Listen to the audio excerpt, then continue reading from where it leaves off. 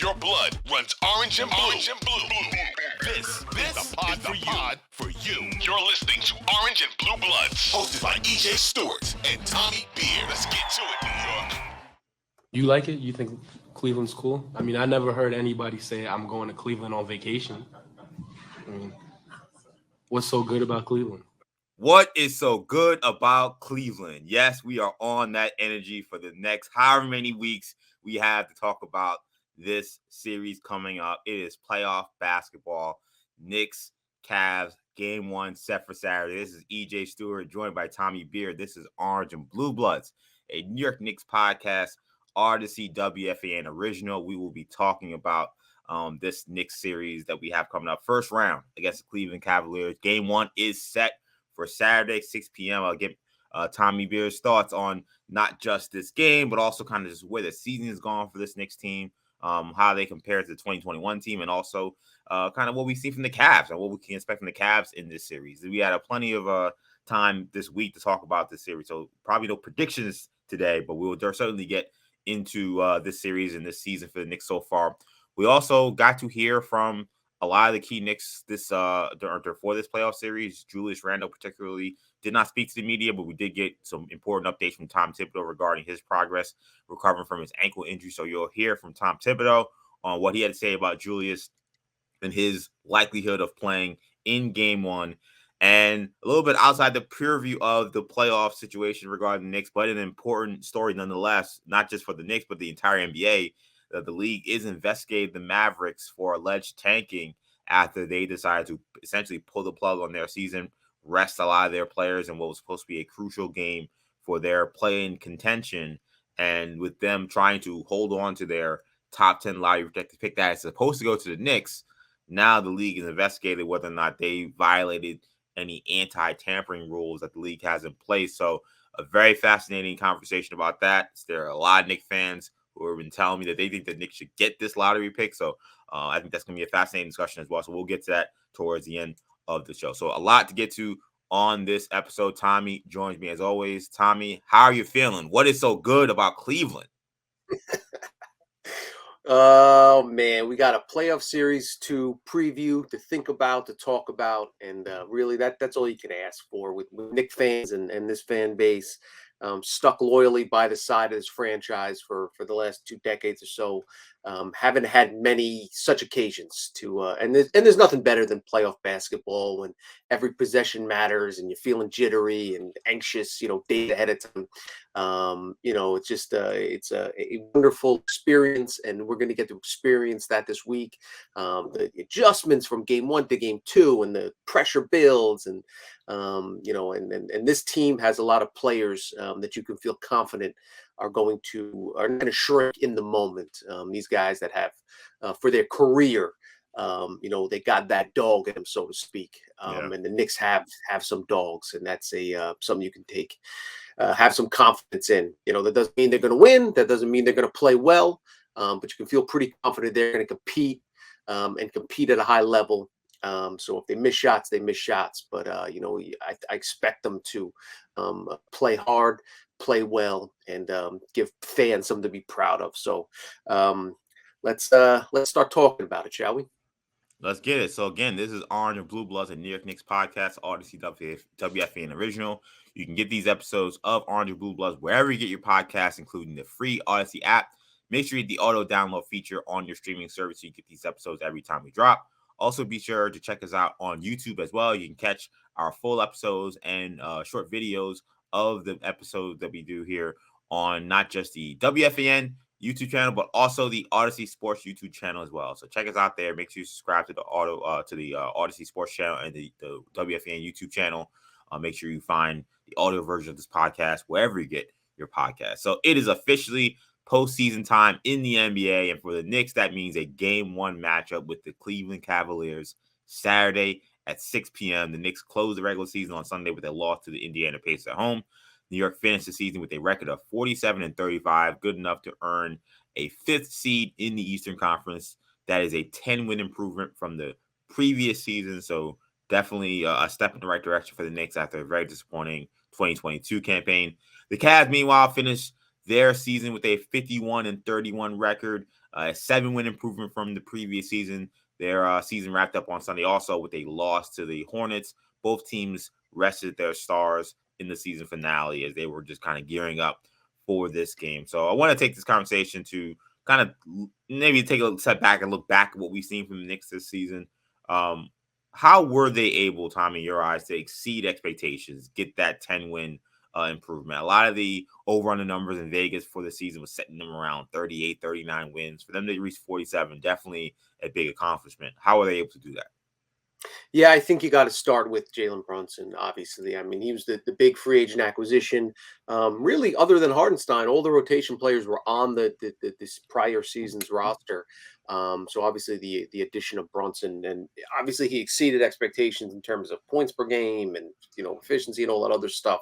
But that doesn't even capture the real true impact that he had on this team, had on this locker room, had in practice sessions, had in film sessions. Everyone you talk to on the team, to a man, has nothing but glowing things to say. Your coaching staff, front office, players, about the immediate impact Jalen Brunson had, and it manifested itself in the win total, the competitiveness of the team. Obviously, top 5 in the league in offensive efficiency, can be directly attributed to that. So while there was a lot of other important pieces, and Randle deserves a ton of credit for having a huge bounce back season. We'll talk about IQ going from really emerging as the likely sixth man, the potential sixth man of the year.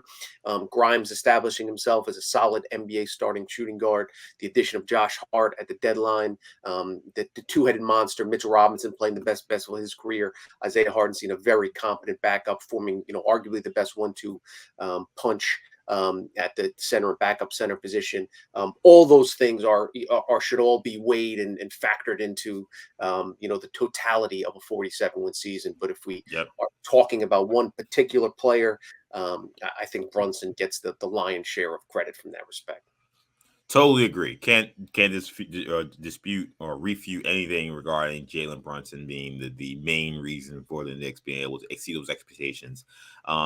It's crazy that we talked for now almost 2 decades how much of a weakness the Knicks point guard position was, and to see them have well above average, good to elite level point guard play, and what that meant for this team, and what it meant for this franchise, and how it just changed things on the dime, just shows you what we've been saying for a long time, is how important the point guard position is in the NBA. If you don't have one, you're basically playing with your hand tied behind your back. And that's what Nick's been doing for some time. So what Jalen Brunson's been able to do, obviously a big piece. But I think another piece I don't want to get lost in the shuffle with this Knicks season is the team's great job of development of their young players and embracing their young players and getting these guys real minutes. We've talked about Quentin Grimes and his insertion into the starting lineup. It's crazy to think that to start the season, that was a very debated question. Evan Fournier was the starting shooting guard coming out of training camp. It's something that was mind-boggling to me and was maddening to me. But Evan Fournier was starting. Derrick Rose was getting key minutes still. And, Cam Reddish was here. He's a young player, obviously, but Cam Reddish was here. And a lot of the guys that Knicks had drafted, some of the guys that they should have been prioritizing, really weren't getting the kind of minutes that they should have been. IQ was not getting the kind of minutes he should have been. McBride was, of course, buried under the bench. Quentin Grimes was getting very limited minutes coming off of the foot injury he dealt with in training camp. And to see how those guys have improved over the course of this season, the Knicks don't get to 47 wins if they don't see that jump. If they're still playing Rose and Fournier, I don't want to bang on those guys. Those guys are great professionals, and there's no beef at all for me from saying that. But if they're still playing those guys, April 11th, as we record this podcast, I don't think you're talking about the Knicks in the 5th seed for sure. You're probably talking about them playing in a play-in, maybe, and they're probably playing against the Bulls or the Raptors. They're probably the 9th or 10th team in the situation.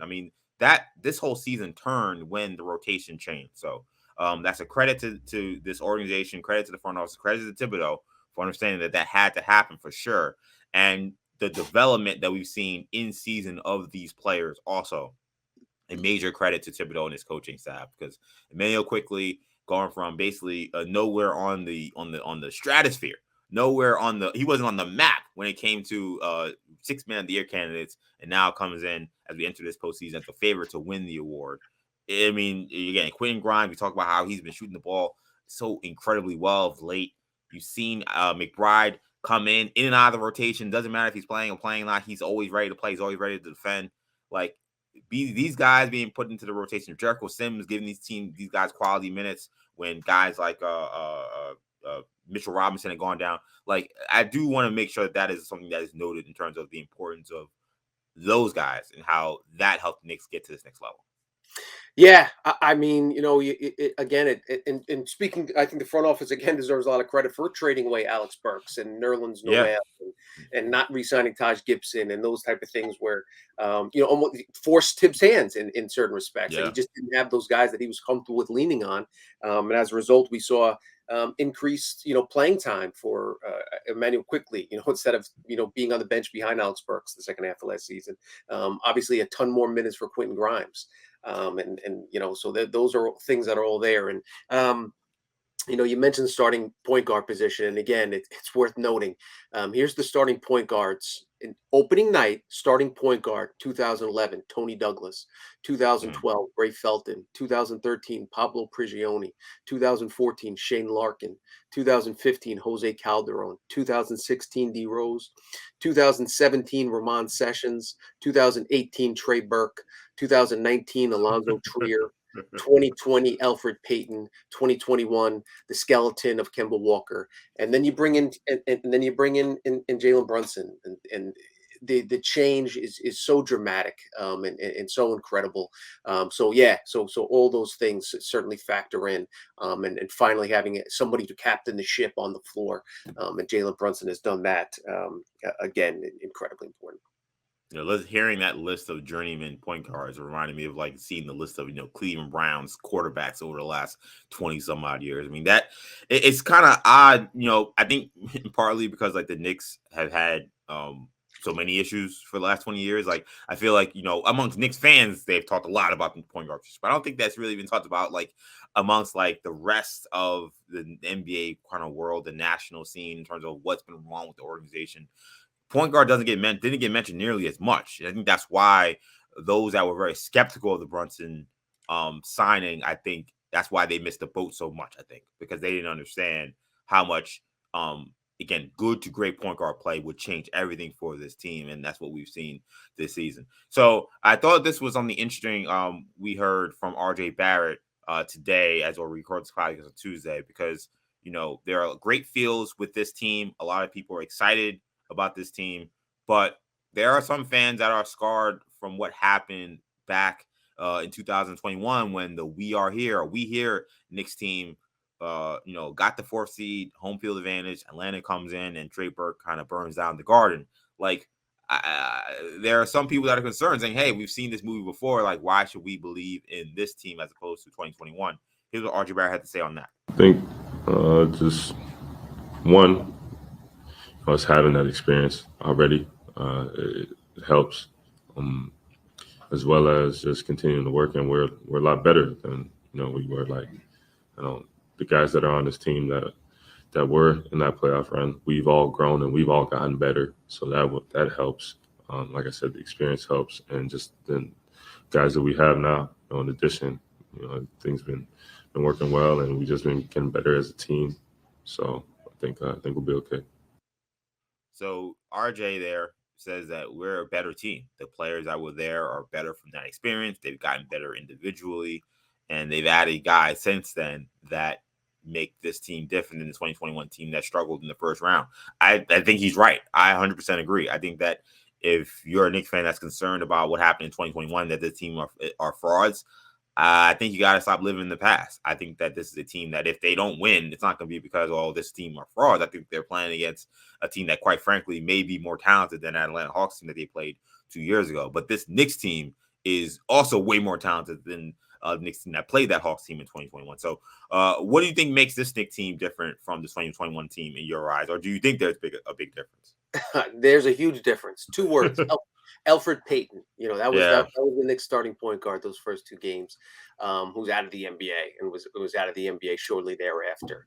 Nerlens Noel started at center for that Knicks team. Taj Gibson averaged 27. I'm looking at it right now, 27.6 minutes per game that series. Reggie Bullock 32.5 minutes. Derrick Rose 35 minutes. And Rose played well, so this is not to knock, Bullock or Rose but Elfrid Payton, wasn't a quality starting point guard in the NBA as evidenced by the fact that he was out of the starting lineup and the rotation completely by the end of the series. Having a healthy Mitchell Robinson starting at center, backed up by Isaiah Hartenstein, is a little bit better. And we all love Taj Gibson, is better than the combo of Taj Gibson and Nerlens Noel. Replacing Elfrid Payton with Jalen Brunson is I mean, come on, it's leaps and bounds, and that's not even getting into the bench. The combo of IQ, Hart, Obi Toppin, all those players.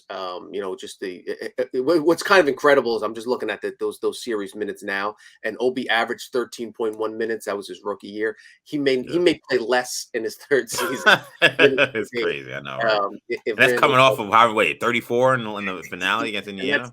And that's after he averaged 25, 5 and 5 in the last 5 games or so. But listen, to your point, the Cavs are far more talented than that Atlanta Hawks team was, and the Knicks certainly can get beat. Their odds are that Vegas has them installed as a pretty significant, the Cavs as a favorite. Their last I saw, I think, was minus 210. Basically, the implied odds are 67% chance of the Cavs winning the series.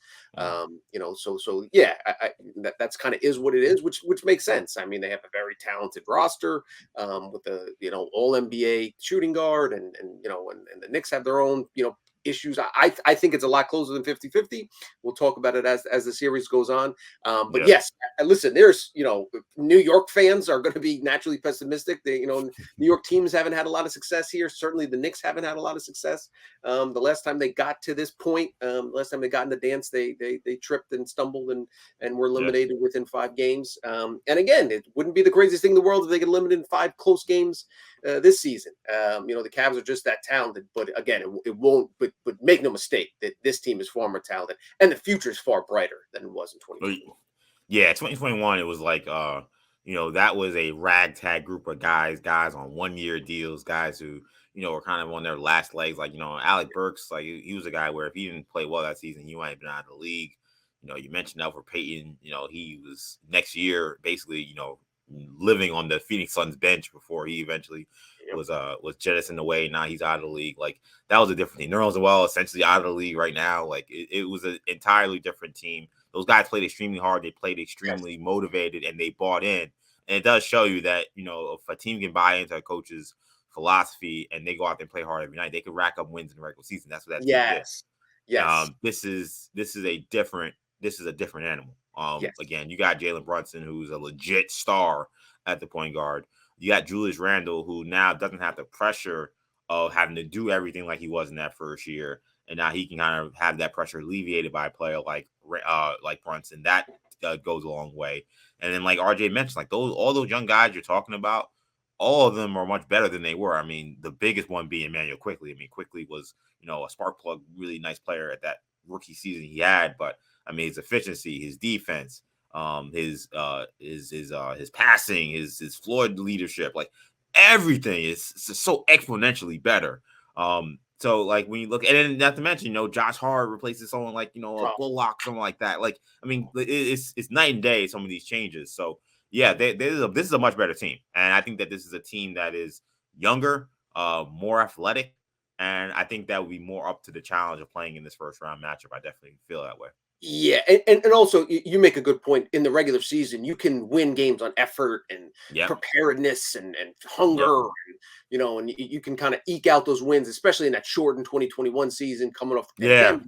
Exactly. It was all jumbled. Guys were missing games because of COVID, and the Knicks were incredibly lucky health-wise that season, unlike many teams. That team is far. This team has even with Randle sitting out the last how many ever games, and Brunson sitting out multiple, for multiple stretches and games in the second half of the season. The talent is night and day.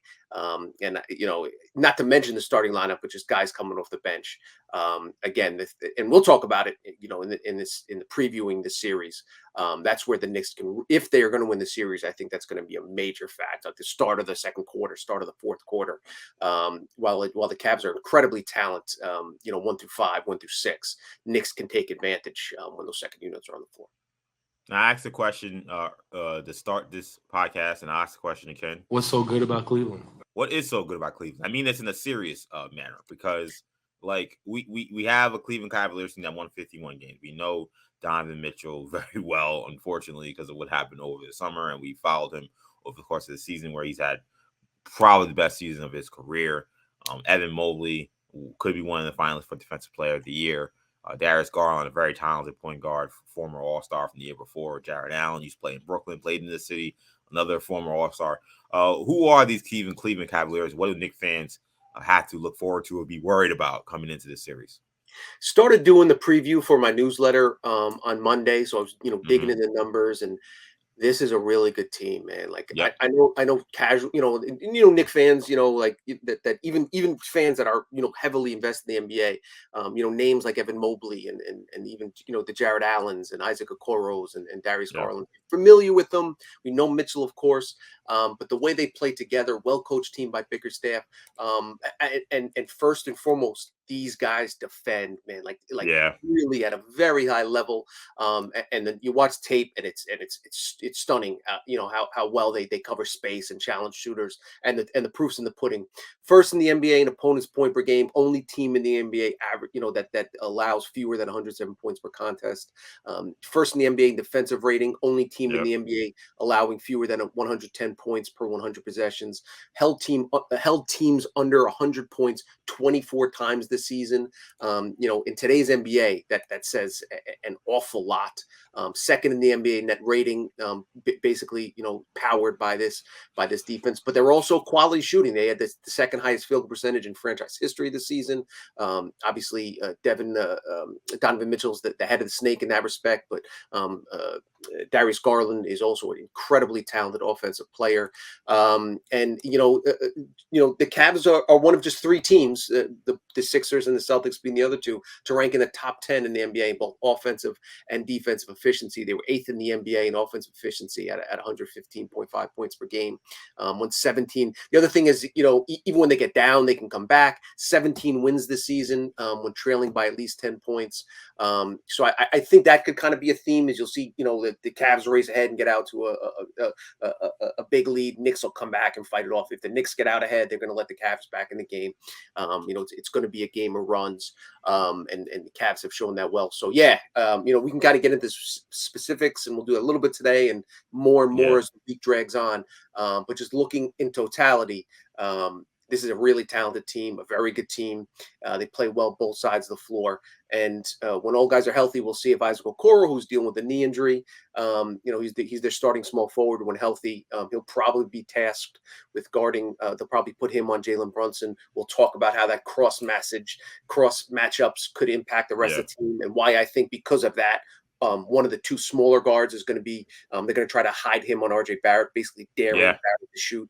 So we'll talk about all that stuff, and we'll talk about how that'll impact it. But make no mistake, big picture, this is not a team that lucked into the 4 seed. This is not a one-man show with, stop Donovan Mitchell, you're going to win the series. They have a ton of guys. They're coached well. They're unselfish. They compete defensively, a lot like the Knicks in certain respects. They don't have a top 5 player. They don't have a top 10 player in the NBA, but they have a lot of good pieces that perform well together, good chemistry, good cohesion, especially on the defensive end. And it's going to make the Knicks, if the Knicks are going to win this series, they're going to have to play their best basketball. They can't, only play offense. They can't, get by playing just good defense and missing shots. Knicks are going to have to play as well as they played all season to knock this team off. Yeah, this is going to be a tall task. And I think I love that you really started with defense, because I think for the people, I don't want to call them people don't follow or casual. Right. I think people will just kind of watch this team and kind of look at the roster and say, oh, okay, Donovan Mitchell, stats, offense, scoring. And they can score the ball, no question about that. But I mean, their defense is borderline scary. I mean, they're first in the NBA in 3-pointers allowed in terms of fewest. Second in the NBA in 3-pointers made. So good luck getting 3-point shots up against this team. Good luck scoring around the rim against this team with Jared Allen and Evan Mobley. It's interesting because Garland and Mitchell have been maligned throughout their career for their defense. Yep. But the defense that they have created in Cleveland with those two bigs playing down low, and then the other guys that kind of come in, whether it's Okoro, whether it's Lamar Stevens, some of these other guys, like they have these other defenders that can kind of hide these guys, or they can kind of funnel these star guards on other teams to these twin towers, and they struggle. And what they do have, while they may not be big or strong, they are quick, so they can get out the shooters. They can rotate really well, as you mentioned. So this is a extremely good defensive team, which makes this matchup really interesting because the Knicks are one of the best offensive teams in the NBA, which I think is surprises people when you think of Tom Thibodeau teams. But this is a team that is, I think I saw the Knicks Muse had it as the 4th best offensive rating in NBA history, which is kind of crazy to think about. But with the way the Knicks rebound, particularly how many offensive opportunities they get from the offensive glass and the way they're able to be efficient in the half court, it presents a problem for a lot of teams. And what I expect to see in this series is a lot of doubling of Jalen Brunson. I thought what Biggerstaff said after the game, I think their finale game, when they talked about previewing this series, here's what he said about Jalen Brunson real quick and what he did to them the last time they played when he had 48. Game that Jalen Brunson had put us on high alert. And, I think that's a good thing for us, to have that appropriate fear of your opponent. So again, we'll use it, we'll watch the film, we'll figure it out, and we'll be better. That sounds like a guy who is not going to let Jalen Brunson beat them. To me, that sounds like a guy who said, okay, we saw what Jalen Brunson can do. We know he's a bad man. We're not going to, disrespect him by playing him single coverage. So I think if you're the Knicks, Tom Thibodeau, that coaching staff, we know some of Thibodeau's greatest weaknesses throughout his career has been adjustments and making adjustments quickly. They have to adjust quickly to what happens when they force the ball out of Brunson's hands, because that is definitely going to be plan A for Cleveland. And I think Knicks will be able to get good shots if they do that. They tried to do it a little bit in the second half of that game they played a couple of weeks ago. Obviously, you're playing a team is not as much preparation as a game like game one, but they tried to do it a little bit, and we saw Nick got some great shots, and Grimes had a big game. A lot of other guys had went off in that game. The Knicks got to be ready for that, and it means that these other ancillary pieces beyond Randle have to be ready to shoot and have to be ready to score. You mentioned RJ Barrett; he's been a nightmare from behind the three. Whether it's him deciding to take it to the basket or finding a way to make these shots, like these guys can't be ducks when they get the ball, because I think Brunson's going to have to give it up a lot in this series. Absolutely. I will note that Okoro did not play in that 48-point game. Yes. And Bickerstaff did mention that. What were you saying? I was going to say, I mean, he has a sleeve on his knee. I know he was shooting in practice. I don't think he was a full participant either from what I saw today. So he's also kind of up in the air. Agreed. It's and understandably so. Neither Bickerstaff's going to tell you how Okoro doing. Right. Tibbs is not going to tell you how Randall's doing. We'll talk about that in the next segment. They're going to be, again, if you're Tibbs, you want Bickerstaff and his staff to spend time preparing if Obi Toppin's going to start game one, if Julius Randle's going to start game one. You want to put that kind of uncertainty and make them dedicate time to something that they may not see. Yada yada yada. So Cavs will do the same. So just as far as Okoro is concerned, Bickerstaff did mention, hopefully we'll get him back. It would be a big boost, without saying he's coming back, hinting that if he's back, that's the guy that's going to be tasked with slowing down Jalen Brunson. So it certainly gives him more options. And then, but I agree with you. Clearly, as he mentioned, that 48-point outburst was a wake-up call. And they're not going to, ideally, there's two schools of thought though, and the Knicks will face the same thing. Do you throw two guys at Donovan Mitchell and prevent him from beating you single-handedly? Or do you let him get his 44 points and prevent anybody else from getting going. These are conversations that Knicks fans have had for 30 years. When do you let Jordan get 55 and not let Pippen score, and B.J. Armstrong get open shots, and Steve Kerr and John Paxson, etc. It didn't work. Jordan always found a way, and Donovan Mitchell certainly isn't on that level. But these are conversations that you have, and it'll be had after game one and after game two, and when the guy's a bad game, and these are the type of adjustments. But yeah, and again, we'll talk about it more in depth. But it's why me, and just it's kind of thinking ahead. It's why RJ Barrett to me is the X factor in the series. If they're going to double team Brunson, then Randle's going to get more shots. But again, you're not going to let a guy that the team's leading scorer, Julius Randle, 25 points, get easy looks either. Night in, night out. Exactly. I suspect they will dare and put up a big sign and say, RJ Barrett, we are daring you to shoot 3-pointers. Barrett shooting 22% over the last month from downtown, really struggled with his shot, with his confidence. Does Barrett take those threes? Can he make them? Or does he use that distance and that spacing as a red carpet into the lane, get to the basket, and make things happen that way, create shots for himself, create shots for his teammates, bully ball. If he's got a smaller defender on him, be it Mitchell or Garland, can he get those guys in foul trouble? Can he post up, work the high post, work the low post, where he's comfortable operating from, and at least make those guys work on the defensive end? Even better if he can draw foul trouble, because as we talked about, one of the biggest advantages the Knicks have is their depth. If Brunson gets in foul trouble or is not as effective, IQ comes in. If Grimes or Barrett is struggling, Hart comes in, and he's probably an upgrade over both those guys, or can be on any given night. Whereas if the Cavs go to the bench, and Garland's not effective, but Garland has 2 fouls, in the first 7 minutes, then you have to rely on Ricky Rubio, or Neto, Karis LeVert to play some point. But the point being, the Knicks, one of their greatest strengths is depth, whereas the Cavs, it's not the case. So all that stuff will be factored in, and that's what makes playoff series so fascinating. Night after night, quarter after quarter, adjustment to adjustment. It's why it's so much fun. I love the playoffs. Love it. It's like a soap opera. It's like watching a movie. The twists and turns, changes. So many things will happen over the course of this series. It won't be fun, but it's like we're spoiled nowadays because the show will drop on Netflix and you can binge 12 straight hours. Yeah, exactly. Back in the day, you'd have to Thursday night, you'd have to watch a show, then wait till the next Thursday night. That's what this playoff series is. Game one, you got to wait 72 hours for game two. We can talk about it, we can rehash it, we can preview, we can Monday morning quarterback, but we still have to wait. There's no spoiler alerts like you watched it. Now you just have to wait for the next one. Yeah, exactly. So it's my favorite time of the year. I love the NBA playoffs. My favorite. I mean, obviously basketball favorite sport, but it's my favorite postseason by far. So the fact that the Knicks are in it and they have a really competitive matchup here in the first round should be a lot of fun. Knicks Cavs, 6 p.m. Saturday in Cleveland. So let's give you guys that update I mentioned on Julius Randle. So he is the key Knick whose game one status is up in the air right now. Jalen Brunson says his hand is good, ready to go. He can do whatever he needs to do. So no worries there. Randle has been recovering from a sprained ankle that he injured on March 29th against the Heat. Tom Thibodeau said this about Julius Randle's participation in practice and his likelihood of being able to play.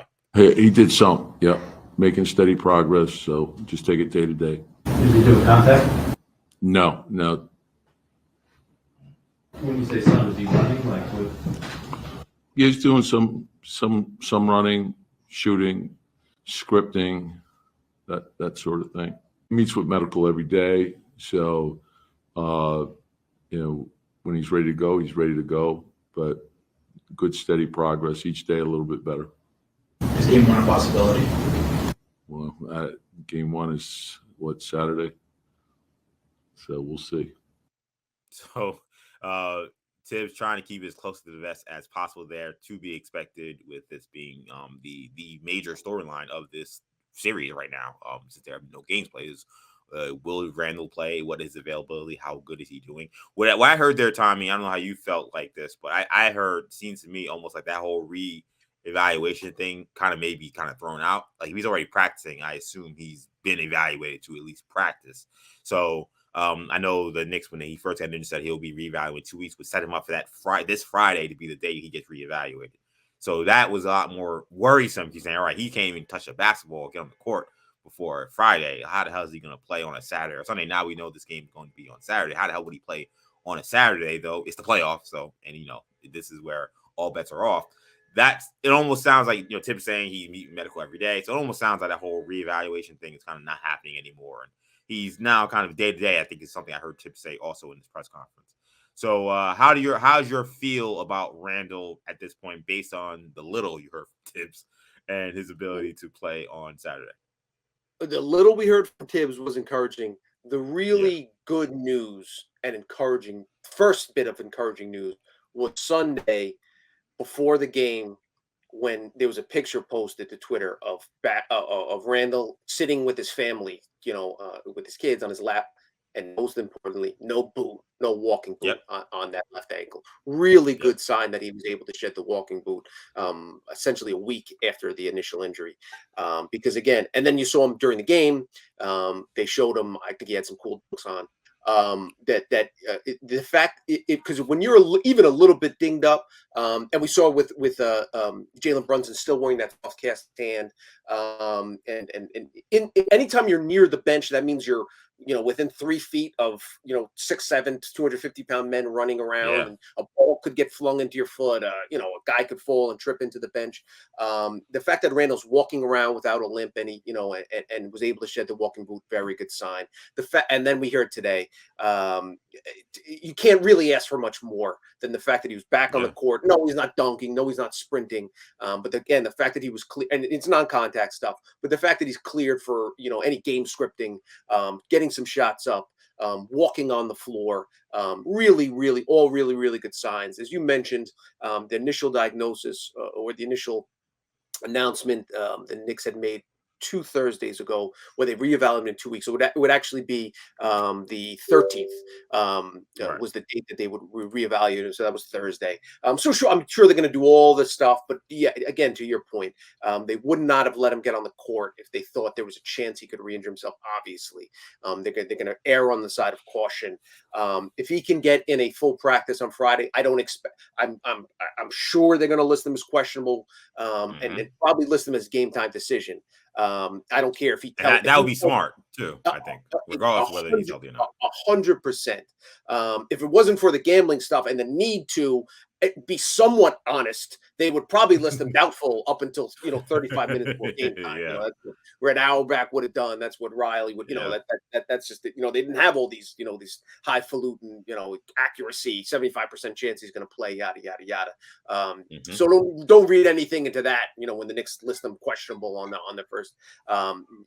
The very good news will be if he's able to get cleared for practice, and then even then they'll tone it down. I think certainly he's at the very least trending in the right direction. And I would say there's I wouldn't say a much greater likelihood. I will say there's a better than 50% chance, I feel, as of we're recording this on Tuesday afternoon, that he suits up for game 1 Saturday evening. Certainly a lot could change. He could have swelling after he gets a little bit increased work.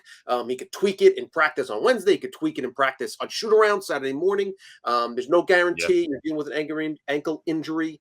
These things can have a tendency to linger. The things we know about Randle: he's a tank. He's durable. He's competitive. Any chance that there's any chance for him to be out there, he's going to be out there. So I think certainly the last 2 days have been nothing but good news on that front. If we're reading the tea leaves. Yeah. Hearing this is as good as you can expect, as you mentioned, Tommy. I mean, that ankle injury, when he went down, it did not look good. I was very concerned, and that's why we talked about it in the last podcast. I said, look, I'm kind of waiting for that chance for Randle maybe to be out, and maybe this is Obi Toppin time in game 1 and 2 of the playoffs, and Nick may have to steal one without Randle. And hearing Thibodeau today, hearing that Randle was practicing, that he was running, if he's doing all that, then I would at this point be shocked if he does not play. Now, bad things can happen. Let's knock on wood that they don't, obviously between now and Saturday, but they're gone this far to allow him to get back on the court to practice game script with the team. then I think that means that he's probably going to be good to go, barring any major setbacks, which is great news because I think that as important and as great as it's been to see Obi Toppin's, emergence in the last 4 or 5 games of the regular season, something we saw last season as well. I think the Knicks, in order to win the series, are going to need Randle at some point to be 100% or close to 100%. I'm not saying that, like I said, I thought they could have started the series. Maybe he sits the first 2 games and maybe they still win. I think that could have happened. But they couldn't play a whole 7-game series, I think, without Julius Randle. That would have been probably too tall a task, just like it would have been too tall to ask Jalen Brunson to carry Dallas for an entire series against Utah last season. Luka came back in that series, and that helped Dallas get over the hump while Jalen kind of held him down for the first 2 or 3 games. So I think that the fact that Randle's headed this way is great because they're going to need him to beat this Cavs team, as we mentioned, maybe the best defensive team in the NBA. No question. And the other thing to keep in mind, regardless of how you feel about Randle and Obi and how Toppin should have got more minutes, or maybe they should have traded Randle, and all those are valid arguments we can have. Yep. The Knicks can't adjust on it's very tall order to beat the Cavs team when you've been practicing together as a 6-month as one collective unit, and now all of a sudden say, okay, we're no longer a passing team, we're going to run the ball. You don't want to go to your plan C in the playoffs. Exactly. No matter how talented that plan C and how much upside and to try to figure that out on the fly is very, very difficult. Yep. So those are all things to keep in mind. And again, as even unless you're a diehard crazy Cavs fan, if you're an NBA fan, even if you like the Cavs, you want to see these 2 teams clash at full strength. This is arguably the most attractive first round matchup. This obviously is a Knicks podcast, but subjectively speaking, I mean, there's some really intriguing West, out in the West, but in terms of the East, there's not that much, series you can get really jazzed about. I think you ask like 9 out of 10 fans are going to tell you that if the series not involving their team, this is the series that they want to watch. Yeah, I feel like a lot of people don't really expect much from the Nets in that Sixers series. I think there are people interested in who wins this play-in between the Celtics, the Heat and the Hawks, because that Celtics matchup. I think intriguing. I don't know if I'd be worried about the Celtics fan, but I think either one of those teams, whoever wins, that's an intriguing first round matchup. I think whoever plays the Bucks is, getting F5'd out of the playoffs. To take a wrestling reference or Brock Lesnar. The one thing though is if Middleton's not healthy. Well, that is true. The Bucks can still should definitely. I mean, they've been fine so much this season without him. It's they look serious. Like they look really scary right now. So, but I think to get out of that second and third round, that's where it has to get tricky. Yeah, to make the run that they expect to make, which is to the NBA Finals. Yes, you're right. Middleton is going to be super important. Not having them last season probably cost them another shot at going to the NBA Finals. Quite frankly, I think they win the championship. Celtics. Yeah, I don't know. I don't think the Celtics beat them if Middleton plays. So, so we'll see what happens with Randle, man. But it all looks like all signs are a go in terms of, at least for now, him being able to play in Game 1. So let's wrap the show up here with something real quick that is important because it does kind of involve the Knicks, at least tangentially. The NBA has launched an investigation against the Dallas Mavericks after the team elected not to play many of its key players down the stretch for the regular season. The Mavs were still in playing contention when the team decided to pull the plug on the season, benching Kyrie Irving and 5 other players in a crucial game against the Chicago Bulls. Luka Doncic, who was not happy with the decision, who demanded to play in the game, played just the first quarter before being pulled. The NBA spokesman Mike Bass said the NBA commenced an investigation into the facts and circumstances surrounding the Dallas Mavericks roster decision and game conduct with respect to last night's Bulls-Mavericks game, including the motivations behind those actions. So prior to the game, Jason Kidd said this: "Its decisions sometimes are hard in this business.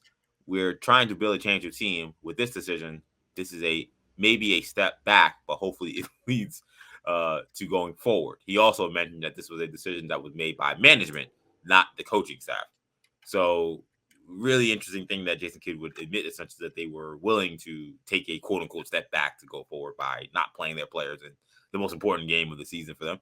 The Mavs entered that game tied with the Bulls for the 10th best lottery odds in this year's draft. That is important because the Mavs owe the Knicks a top 10 protected lottery pick from the Kristaps Porzingis trade. So if this pick lands in the top 10, then they get to keep the pick. But if it lands outside the top 10, they would not have kept the pick. We talked about this a little bit last week, and now it's become one of the biggest stories in the NBA as we head into the playoffs. Still, this is still a hot topic. How do you think the Mavs? Well, A, how do you think the NBA should handle this Mavs situation regarding this tanking?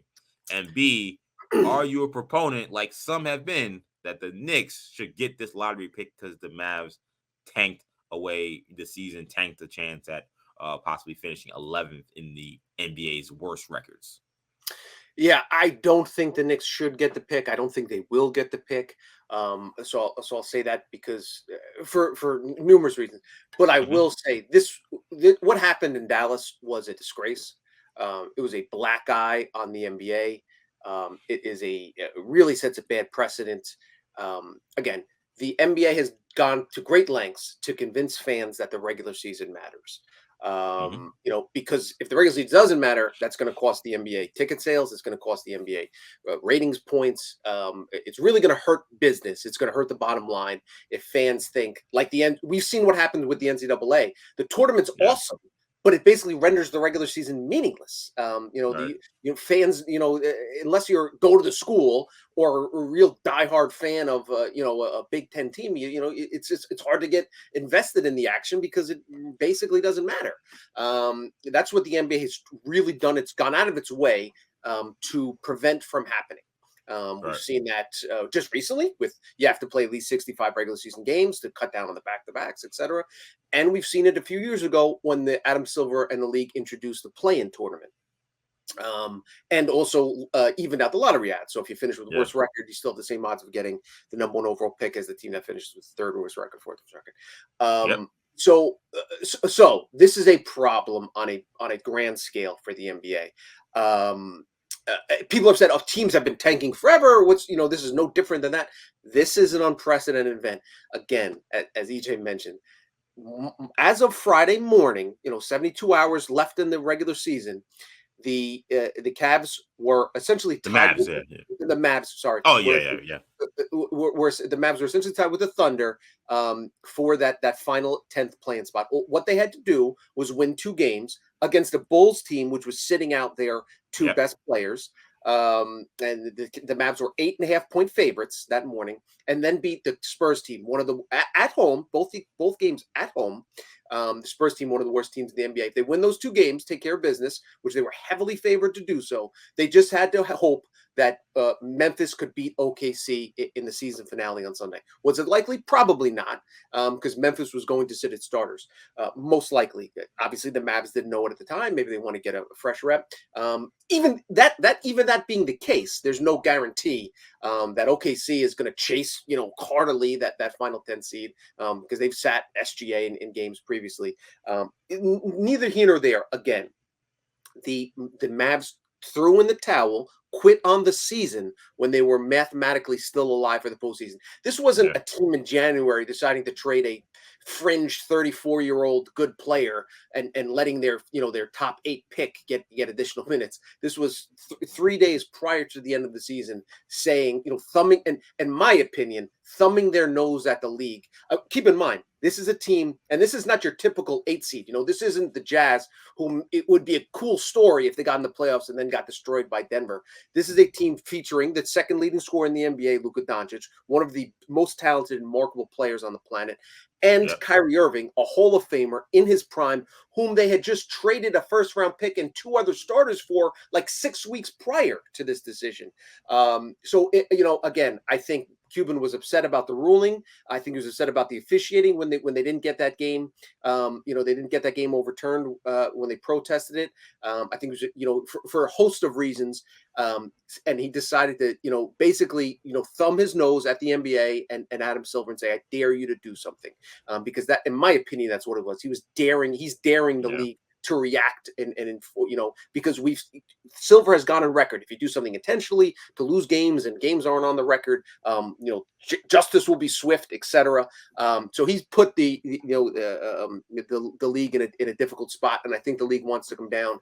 And just wrapping up here, as I circle back to the beginning, I think stripping them of a first round pick would be a monstrous decision, and just handing it to the Knicks that complicates a whole host of other issues. So then you're benefiting another team.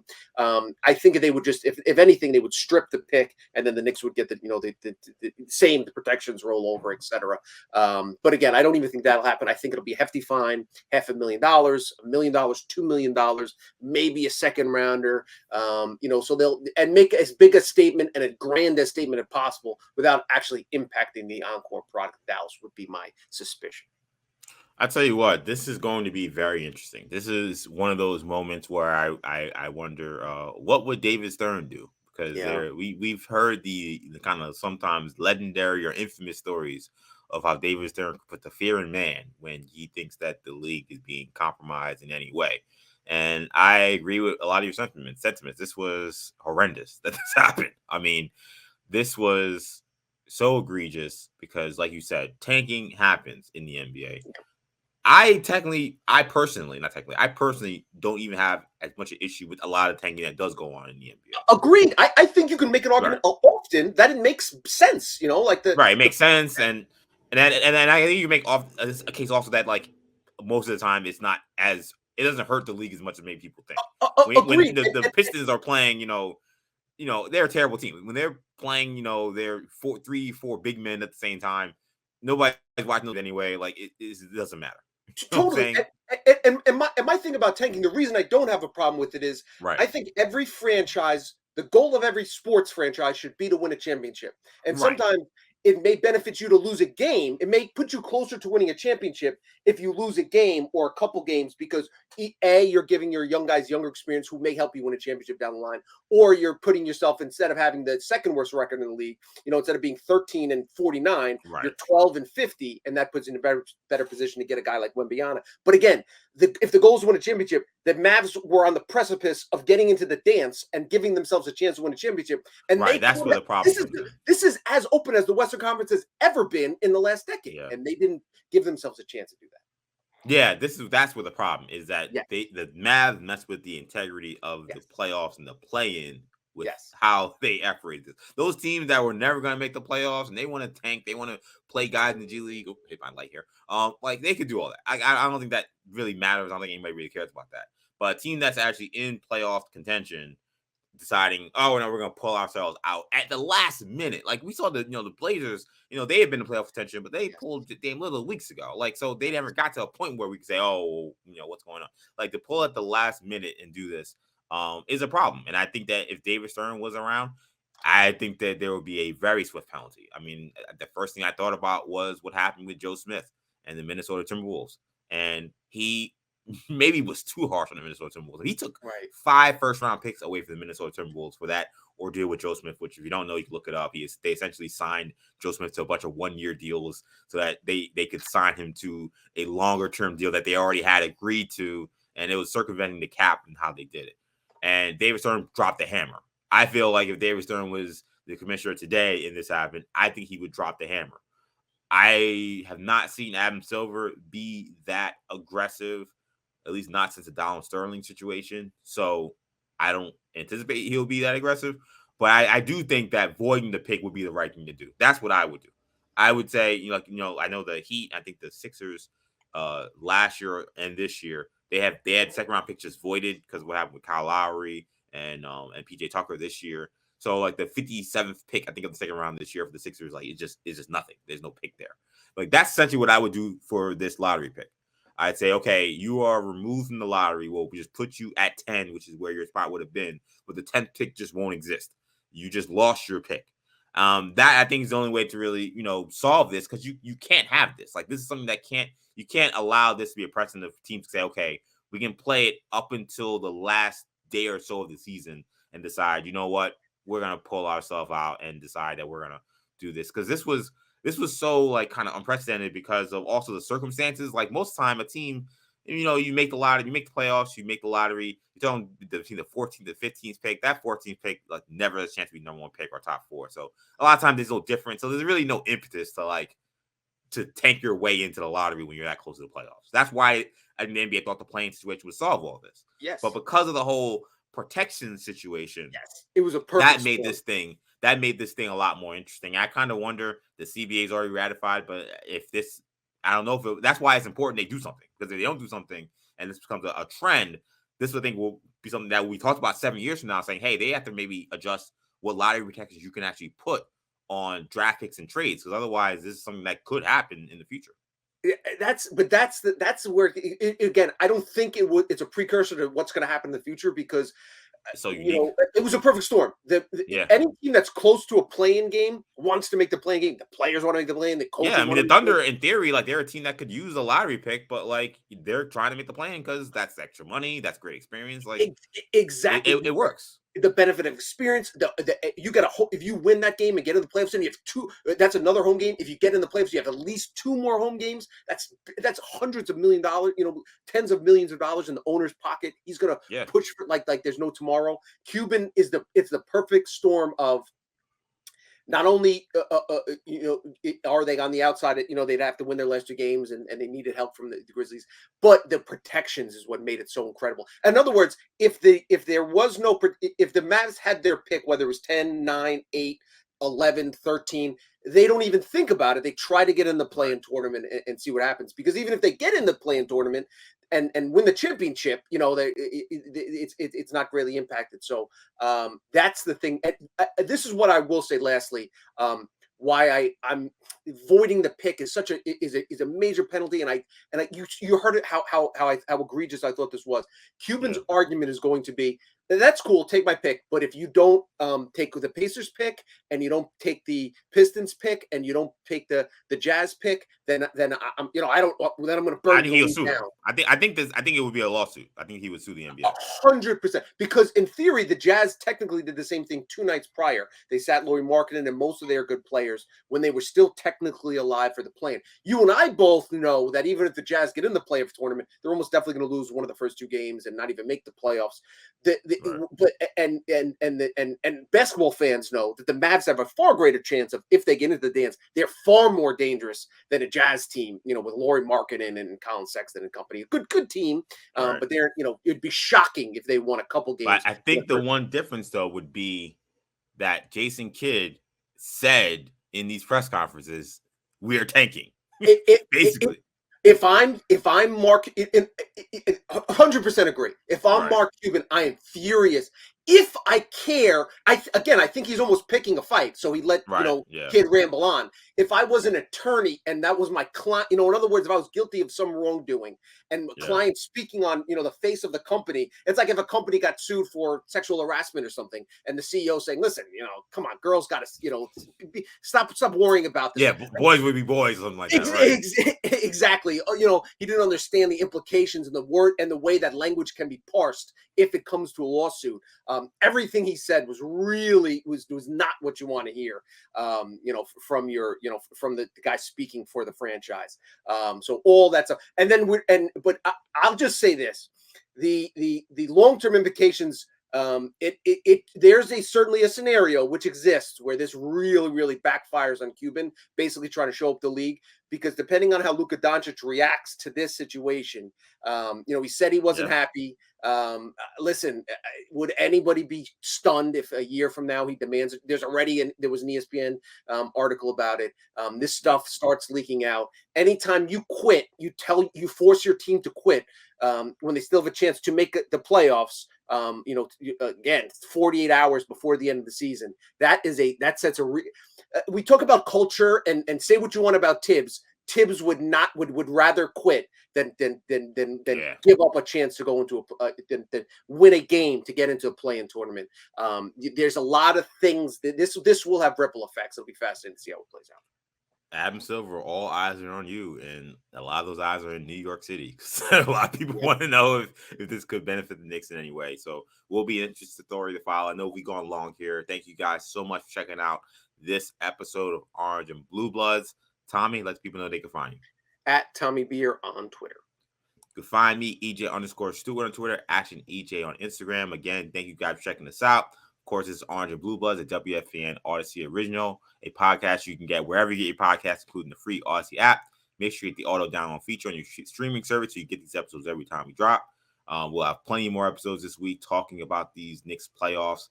So make sure you keep it locked here. Also, give us a rating and review while you're at it on your audio streaming service. Also, check us out on YouTube. You can catch us both on the WFAN and Odyssey Sports YouTube channels. Thank you guys again for checking us out.